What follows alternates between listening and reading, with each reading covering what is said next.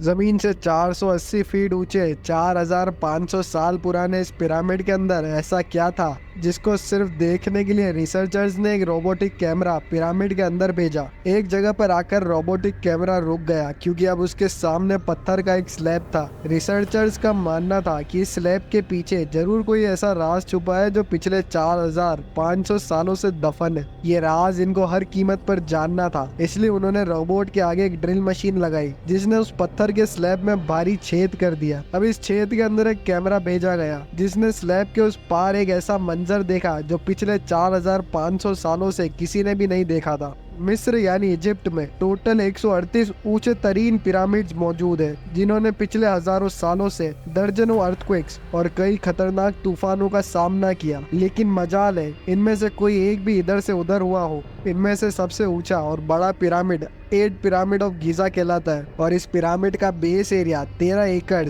यानी इस पिरामिड के अंदर हैरत अंगेज तौर पे एक दो नहीं बल्कि पूरे 9 फुटबॉल फील्ड्स आराम से फिट आ सकते हैं। एक एस्टिमेट के हिसाब से इस पिरामिड में टोटल 30 लाख बड़े बड़े पत्थरों का इस्तेमाल हुआ है जिनमें से कई पत्थरों का वजन 50 टन से भी ज्यादा है। अगर इसका टोटल वजन का अंदाजा लगाया जाए तो इस पिरामिड का वजन 7 लाख टन है जो 12 बुर्ज खलीफा के वजन के बराबर बनता है। लेकिन इतने ऊंचे और आलीशान पिरामिड्स बनाने का आखिर मकसद क्या था? हजारों साल पहले जब इंसान के पास कोई टूल्स भी मौजूद नहीं थे तब भी इन पिरामिड्स की दीवारों को कैसे इंच बाय इंच लेवल किया गया? कैसे 50 टन वजनी पत्थरों को स्क्वायर शेप में काट कर बगैर क्रेन की 480 फीट ऊंचाई तक पहुंचाया गया? और इनको बनाने में ऐसे कौन से इंजीनियर्स का हाथ था जिन्होंने इन पिरामिड्स को अर्थ को एक प्रूफ के साथ साथ इनकी तमाम साइड्स को एग्जैक्टली 51.5 डिग्री के एंगल पे सेट किया? ये सब आप जान सकेंगे आज की इस वीडियो में। तो चलिए शुरू करते हैं आज की इस वीडियो को। Challenge number 1।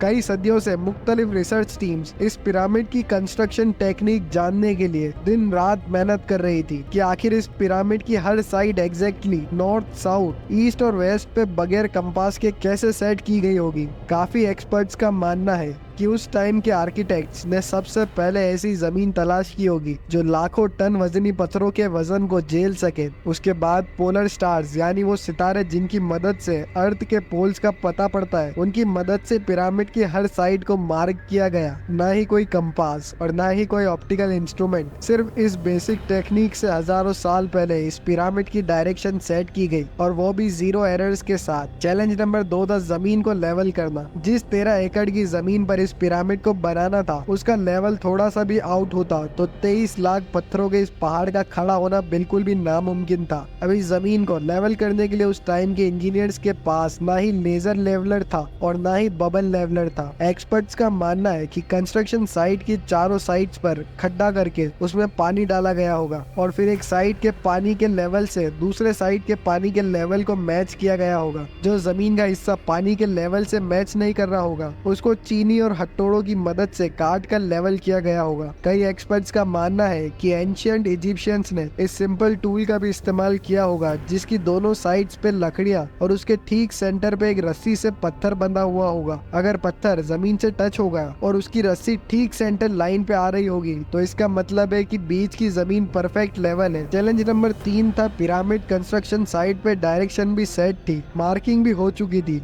और जमीन का लेवल भी सेट था। अब बारी थी कंस्ट्रक्शन स्टार्ट करने की जिसके लिए लाखों टन वजनी और बड़े पत्थर रिक्वायर्ड थे। लेकिन ये पत्थर काटने के लिए ना ही उनके पास कोई ग्राइंडर था और ना ही जैक हैमर्स। लेकिन फिर भी उन्होंने 50 टन वजनी पत्थर काटे भी और उनको स्क्वायर या रेक्टेंगल शेप भी दिया। लेकिन आखिर किसकी मदद से? जी हाँ, यही वो सिर्फ एक टूल था जिसकी मदद से पत्थरों को काटा गया होगा। एक्सपर्ट्स का मानना है कि पिरामिड की कंस्ट्रक्शन पे इस्तेमाल होने वाली चीनी सिर्फ कॉपर से ही नहीं बनी हुई थी क्योंकि उनको भी ये बात मालूम थी कि कॉपर नरम होता है और पत्थर नहीं काट सकता, इसलिए इसमें केमिकल आर्सेनिक भी शामिल किया गया था। कॉपर और आर्सेनिक से बनाई जाने वाली ये चेनाई लकड़ियों के हथौड़ों से पत्थरों पर ठोकी जाती थी और कई घंटों की मेहनत के बाद बड़े बड़े पत्थर शेप में लाए जाते थे। चैलेंज नंबर 4 अब आ चुका था। ये खास किस्म का पत्थर था जिसको आज लाइमस्टोन कहा जाता है। उसकी कटाई पिरामिड कंस्ट्रक्शन साइट गीजा से 250 किलोमीटर दूर टोड़ा के शहर में हो रही थी। अब मसला था ये पत्थर गीजा तक ट्रांसपोर्ट करने का। हर एक पत्थर 50 टन यानी 50,000 किलोग्राम के बराबर था जो तकरीबन 3 पैसेंजर बस के वजन के बराबर बनता है।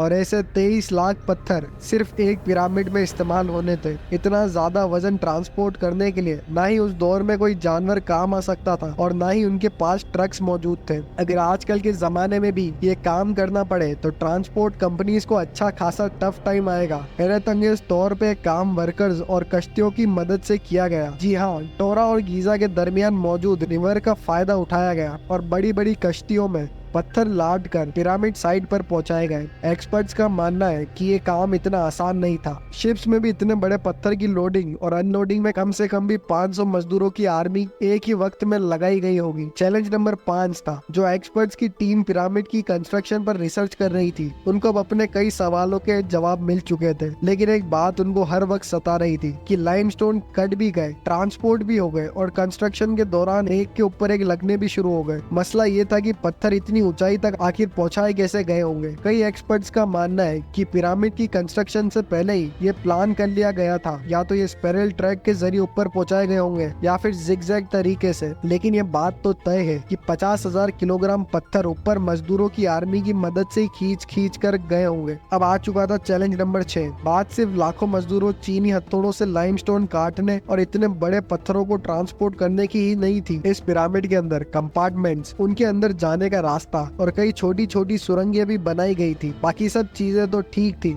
लेकिन एक चीज एक्सपर्ट्स को हैरान कर गई और वो चीज ये थी कि अंदर के कंपार्टमेंट में जो पत्थर इस्तेमाल हुआ था वो लाइमस्टोन नहीं बल्कि ग्रेनाइट था। जी हाँ, ग्रेनाइट। ग्रेनाइट एक ऐसा पत्थर है जो डायमंड के बाद दुनिया का सबसे सख्त तरीन स्टोन माना जाता है। आजकल के मॉडर्न दौर में भी ग्रेनाइट बड़े बड़े ग्राइंडर्स की मदद के सिवा काटा ही नहीं जा सकता। दुनिया भर से कई आर्कियोलॉजिस्ट एक्सपर्ट्स को पिरामिड का विजिट भी करवाया गया, लेकिन किसी को भी इस बात का सुराग नहीं मिला कि 4500 साल पहले इजिप्शियंस ने ग्रेनाइट जैसे ठोस पत्थर को इतनी सफाई से कैसे काटा था। आखिरकार कई सालों के बाद एक्सपर्ट ने इस मिस्ट्री को सॉल्व कर दिया। इजिप्शियन ने ग्रेनाइट को इतनी सफाई से एक ऐसे आरे से काटा था जिसके दांत ही नहीं थे। जी हाँ, बगैर दांतों वाले इस आरे को दोनों साइडों पर वजन डालकर इसको ग्रेनाइट पर चलाया जाता था और बीच में बजरी डोली जाती थी। एक्सपर्ट्स का मानना है कि इस तरीके से इतने बड़े पत्थर को काटने में 4 महीनों का वक्त लग जाता था। आखिरकार पिरामिड्स बनाने का मकसद क्या था?